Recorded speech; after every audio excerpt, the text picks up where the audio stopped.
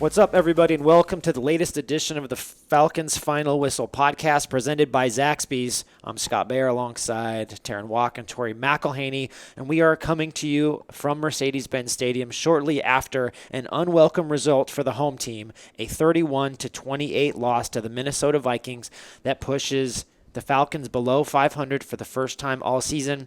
It was a loss that was characterized right at the top of Arthur Smith's press conference. The Falcons head coach said that it was a missed opportunity. I tend to agree with him. And over the course of the next 20-25 minutes or so, the three of us are going to break down what went wrong in this one, how a game that sure looked winnable on paper and definitely looked winnable during the game ultimately ends up with an L next to it. I mean, big picture, right? Missed opportunity. I don't think anybody's going to argue with that, right? But to say what went wrong, sure, that's a big question. And, we're going to dissect it. But, from a 5,000-foot view here, Tori, what did it look like? Where'd this thing go haywire? I think, that's always great, just starting with an right off the bat.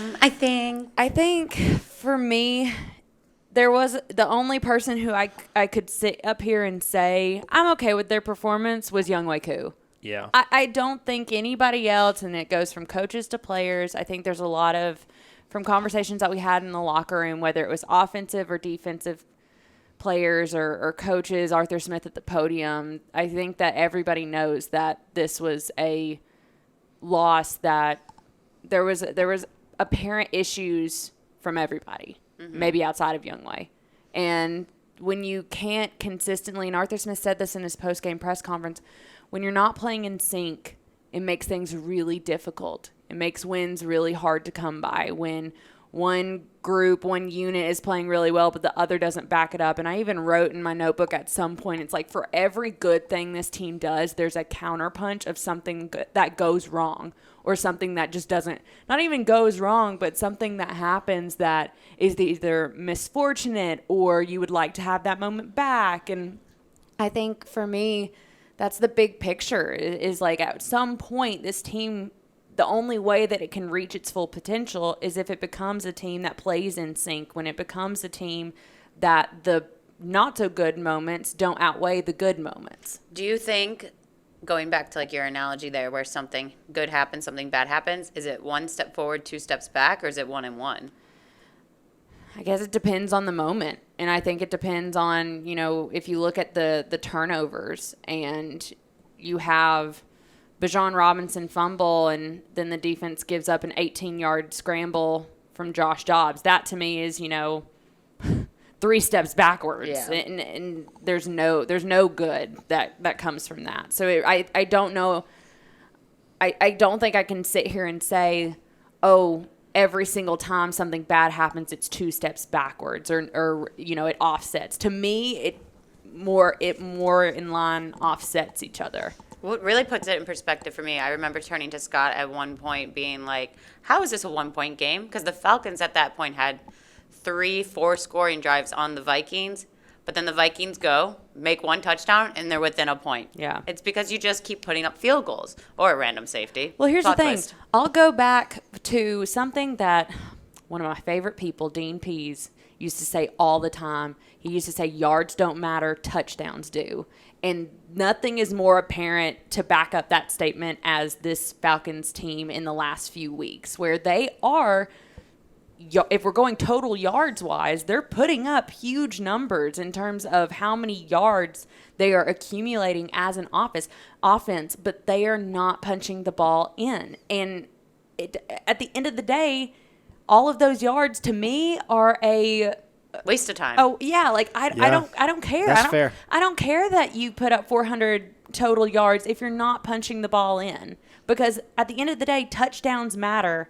And to be completely fair, yards don't. And we have seen that over the last 4 games for this team, where this team has gone and lost 3 of their last 4. Yeah, and I think that it comes down to, missed opportunity for the game overall, missed opportunities in specific with this game, right? The defense gives you the ball on the 1-yard line, and the Falcons don't punch it in. How?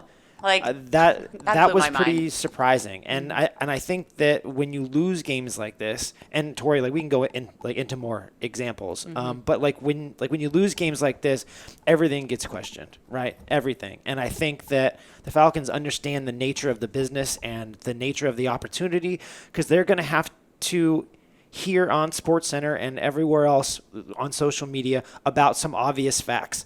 This Minnesota Vikings team did not feature Kirk Cousins. It did not feature Justin Jefferson. It did not even feature their starting quarterback, Jaron Hall. Who's a rookie, nonetheless. Who's a rookie for more than one series. And Josh Dobbs comes in after being acquired earlier in the week with very few practices, with very few experience with these guys, and finds a way. Now, we've seen Josh Dobbs do these things before, but it's one of those things where you look at it on paper, in execution here, and that there are so many times where you could go back, right? Terrin and I were definitely talking about this, where you can go back, and if you lose that game, you say, big red circle, right? This was a pivot point that didn't go their way, and ultimately there were just too many of those. And Tori, as you wrote, right, like there were a bunch of opportunities that they didn't cash in on and that the Vikings did. Yeah, so essentially, if you go back and look at it, and this is something that I wrote, and you can go back and read it because I think it lays it out better than how I'm going to speak it here. In total, there were 4 turnovers in this game, 2 and 2, split between the two teams. And the Vikings actually scored 11 points off of those 2 turnovers for the Falcons, a fumble from Bijan Robinson and an interception by Taylor Heinicke. The Falcons, on the other hand, had 2 turnovers, both sack fumbles from Arnold Ebiketie and David Onyemata, one of which Scott already said Lorenzo Carter returns to the 1. The other one, I believe, ended up on the Minnesota 30. So you're in great field position, even better field position, one could argue, than what the Vikings had when they got the ball on their 2 turnovers. And you put up 6 points in total. 11 minus 6 is 5. The Falcons lost by 3. There is a direct correlation by not capitalizing on those moments where the defense came up with a stop in the drive and you did not, as an offense, capitalize to the best of your ability, especially trying to punch it in from the 1-yard line. And that is not the first time that the Falcons have been inside the 5 with 4 plays to go to get into with goal to go. This is not the first time that this has happened.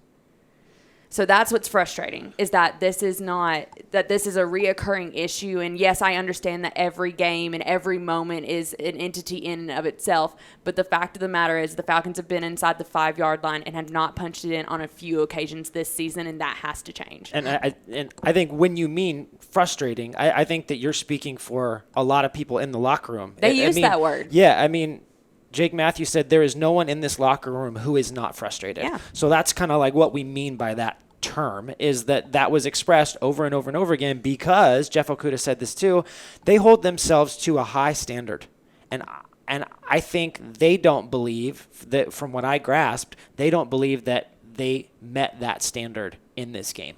And ultimately, that did hurt them. And when you look at it, I think too often we sit here and we talk about critical mistakes, right, that were over the halfway point.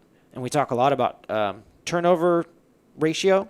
We talk a lot about explosive plays allowed, and we talk about red zone efficiency or missed opportunities in the scoring zone. Those things have been talked about a lot. In wins, they are generally talked about as the Falcons overcame these issues, right? In losses, it's that they became a bit too insurmountable, and ultimately that tipped the scales in the other direction. So, and that's, again, what I think was an issue in this game, and I think that's why Arthur Smith says missed opportunity, and I think that's a perfect word.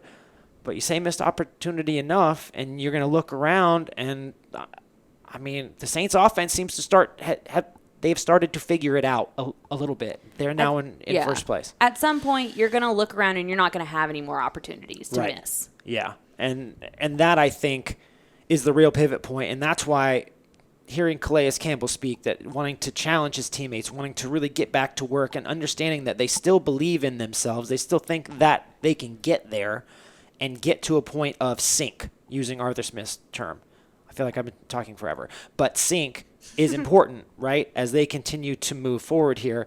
The one thing that we haven't talked about, as crazy as it is the news coming into this game was all about the quarterback. Yeah. And we haven't mentioned Taylor Heinicke or Desmond Ridder to this point because there were so many things. I was about to say, honestly, in the list of things that went wrong, quarterback wasn't really super top of my list. No.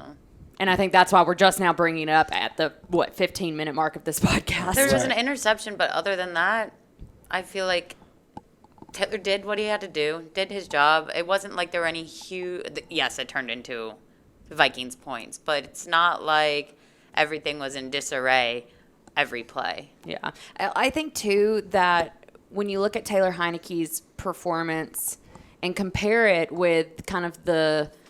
Norm of the season. Right, the norm of the season, and also what Desmond Ridder, kind of the situations that he's been in over the course of the first 7.5 games, that it didn't look all too different. It really didn't. I literally turned to Scott at one point. I was like, that could be Desmond Ridder out there, and you wouldn't know. Yeah, Right. It didn't feel any different.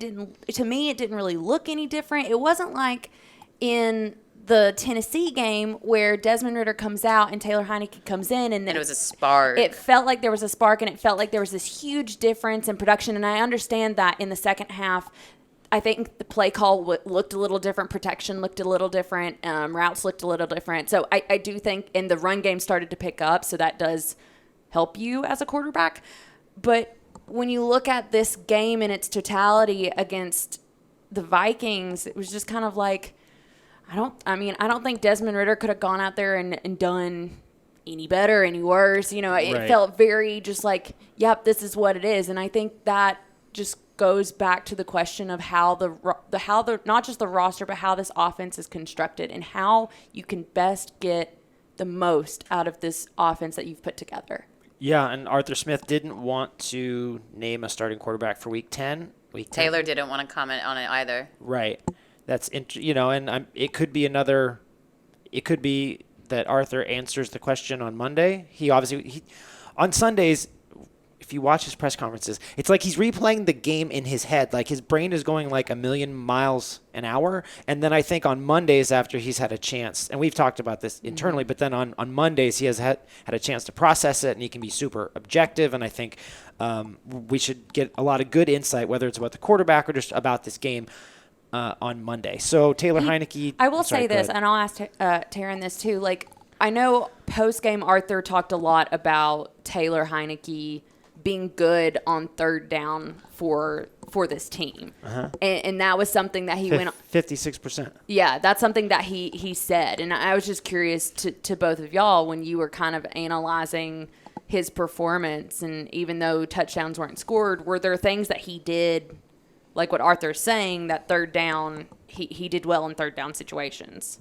The third down stat didn't necessarily pop off the charts for me. I mean, it's just over 50%. But what Taylor said was the last drive, but he was wrong. It was the second to last drive. But the second to last. Close enough. He was close. The last drive they finished was the touchdown with whoever ran it in. I don't know. Tyler. Algier. Yeah, because it was Tyler, Yeah. bowling ball. Her Was favorite awesome. little- He literally called that drive awesome. And you can see it was the best drive of the game out of either team because it had 13 plays, which tied for a game high. The Vikings had a drive that went for 13 plays too. It went for 84 yards, which was a single-handedly game high. Is that how I want to say it? Yeah, No. let's go for that. But it's fine. And it ended in a touchdown. Gave them back the lead or put it at a tie. I don't know. All the numbers are jumbling in my head at this point. But, that's when they were flowing and in sync. That was the one moment in the game where the Falcons offense was in sync. But I mean, let's too go little, back. too late. Right. Well, let's go back and look at that drive. Taylor Heinicke threw the ball one time. It was a 13-play drive. They ran the ball 12 times. And by they, you mean Tyler Algier. Tyler and Bajan. Yeah, Tyler majority of once they got past the 50-yard line. But you run the ball with 11 design runs. Taylor Heinicke squeaked out for a scramble, which counted as a run. So 12 of the 13 are run plays.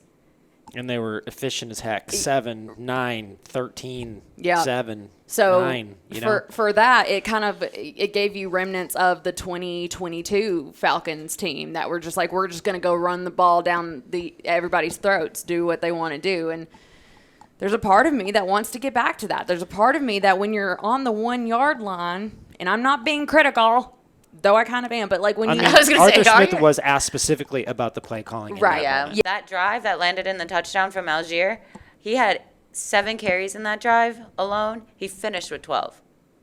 Wow, that's wild.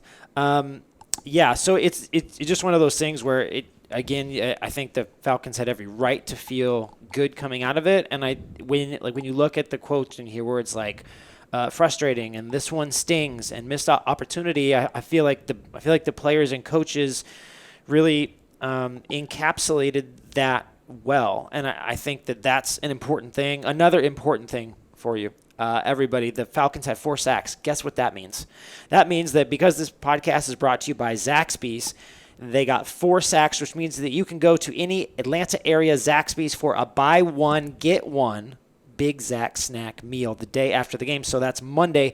For those of you listening right now, use the code ATLSAC23. I feel like since 2 of the 4 sacks were actually strip sacks, that you should get like a cookie Right. for like one of those. And strip sacks with A chicken safety. strips. I mean, with a safety. Well, that wasn't a fumble, but still, there was a sack with Still counts. Wow, I'm those just gonna are stop 3 of the mumbling. 4.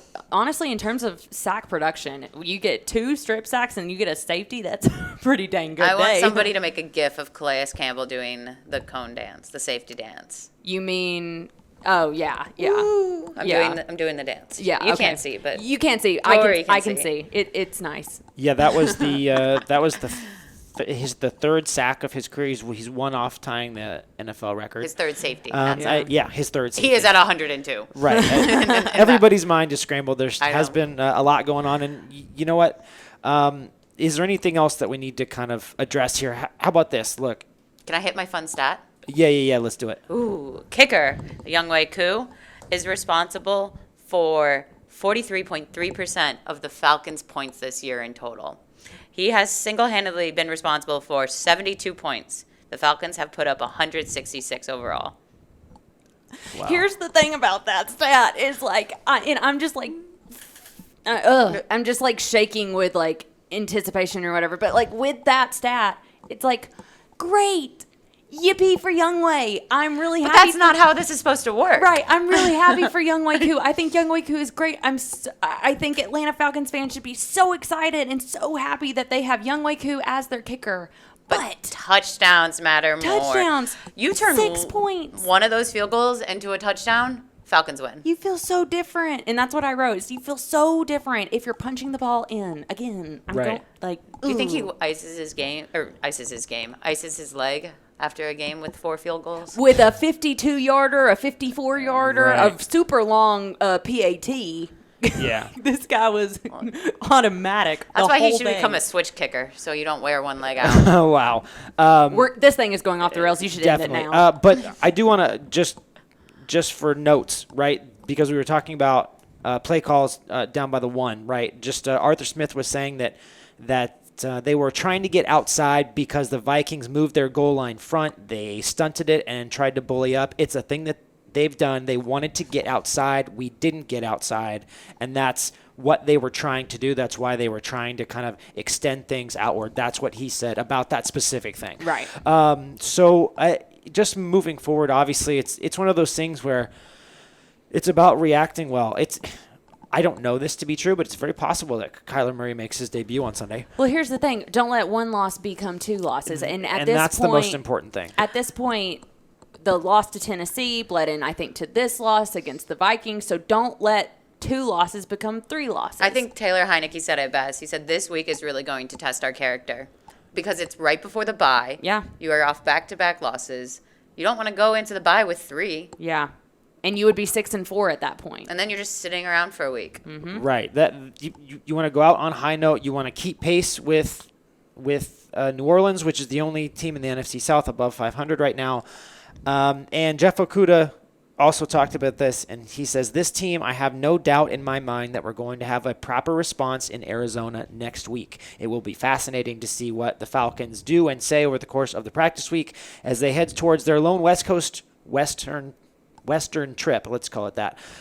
There's no ocean in Arizona. And we will see how they respond to this. They do need to get back on track, and I think it's definitely possible with the talent and the collection of coaches that they have. I think they're built for this. We're going to find out if they are.